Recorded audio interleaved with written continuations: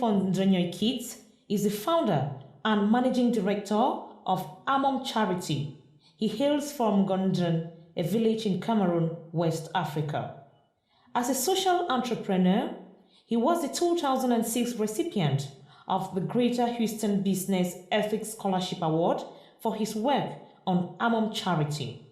He loves people and travel and believes that value can be added to humanity in our own little way by being a public servant without a public office.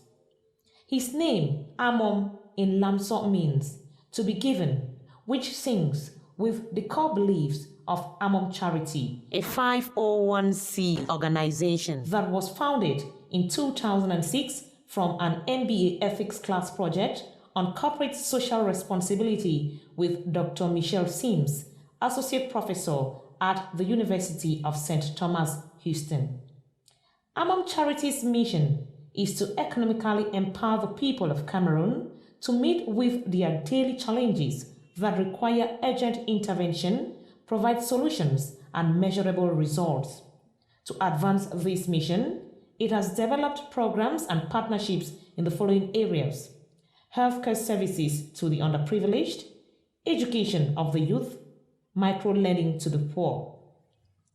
Amom Charity has a diverse team of professionals with over 70 years of experience combined from different geographical regions that make up the board of directors, staff, and volunteers. In December 2006, it donated some soccer balls to St. John the Baptist Primary and Nursery School in Gondren. Through the inspiration of the donation, the soccer school team became the regional football champions for the first time in history. In partnership with other organizations, Amom Charity has successfully carried out projects on nursery school rhymes for 55 schools that will reach out to 3,053 kids. In April 2009, Amom provided textbooks to 251 students at St. John the Baptist Primary and Nursery School in Gondren, which has enabled them to improve, develop their writing skills, build fluency, and enrich vocabulary. Recently, Amom participated in seeking the support of President Obama to make education available to the poor through the Global Fund for Education, which was inspired by the leadership of such world figures as Bishop Desmond Tutu and Mohammed Yunus.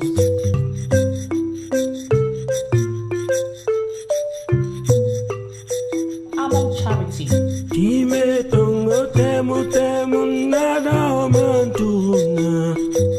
Sometimes described as Africa in miniature, present-day Cameroon can be traced as far back as 500 AD in the Kanem and later Borno Empire. The Portuguese reached the coast of this African nation in 1472, and due to the abundance of prawns found in the Vori River, named the river Rio dos Cameros, meaning river of prawns, a phrase from which Cameroon derived its name. The Germans did not hesitate to leave their impression on the country with their arrival in 1884 during the scramble for Africa. After World War I, Cameroon became a League of Nations mandate territory, but was split between the French and British and eventually converted to trustee nations under the United Nations Organization after the Second World War. This historical background explains the linguistic divide that exists in the country, with another further 250 indigenous languages spoken by more than 200 ethnic groups. The trusteeships gained independence in 1960 and 1961 respectively, with Yaoundé as the administrative capital. Although the adoption of the French and English languages used as national languages appears to have closed the linguistic divide, the domination of French culture in administrative matters has increased the socio-political, economic, and cultural divide. Major export markets include France, Italy, South Korea, Spain, and the United Kingdom. The main goods exported include cocoa, coffee, tea, banana, timber, oil palm, sugar, tobacco, and rubber. The government is the main employer with a few government-subsidized organizations. Agriculture in 2009 comprised some 19.8% of gross domestic product. Douala is the economic capital and currently has the seaport.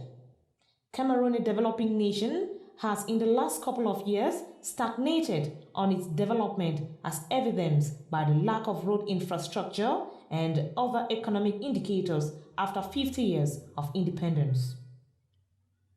Religious beliefs are made up of 40% Christianity, 40% indigenous beliefs, and Islam, which constitute 20% and mostly dominant in the north.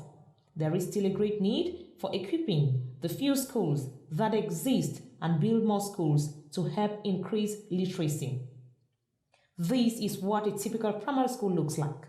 The poor construction built with cheap material, mostly earth, begins to give way barely years after the first set of pupils graduate from the school.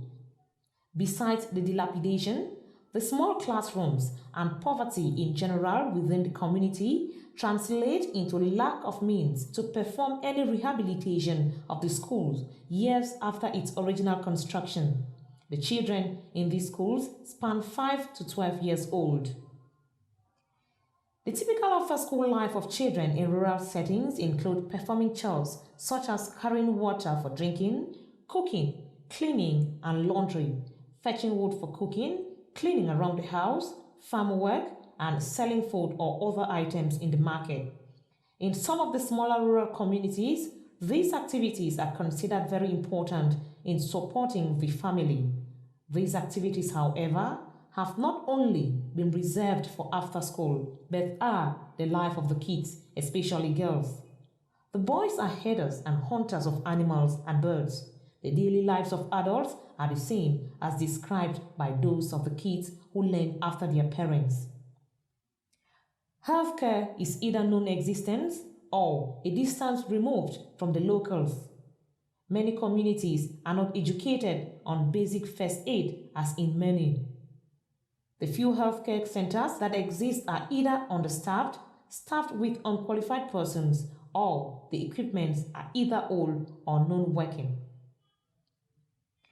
Education is a basic human right and a significant factor in the development of our children, communities, and countries. Education liberates by empowering women and girls, reducing hunger, fighting HIV, battling poverty to spur economic growth, and promoting global security. Indeed, today's global issues loom large and carry a doomsday message that captures the attention in ways that issue of education does not. It is education that is key to addressing the fundamental problems we all face. Microfinance is vital in the sustainability of our objective, which is to serve our output population who are predominantly at bottom of the global income pyramid, that is, live on less than $2 a day.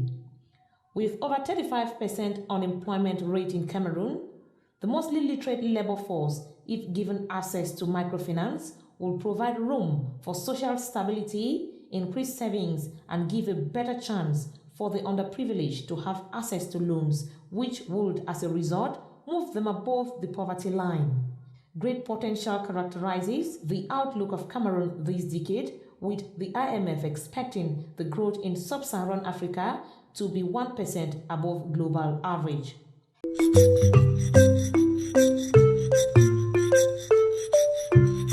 Amom Charity.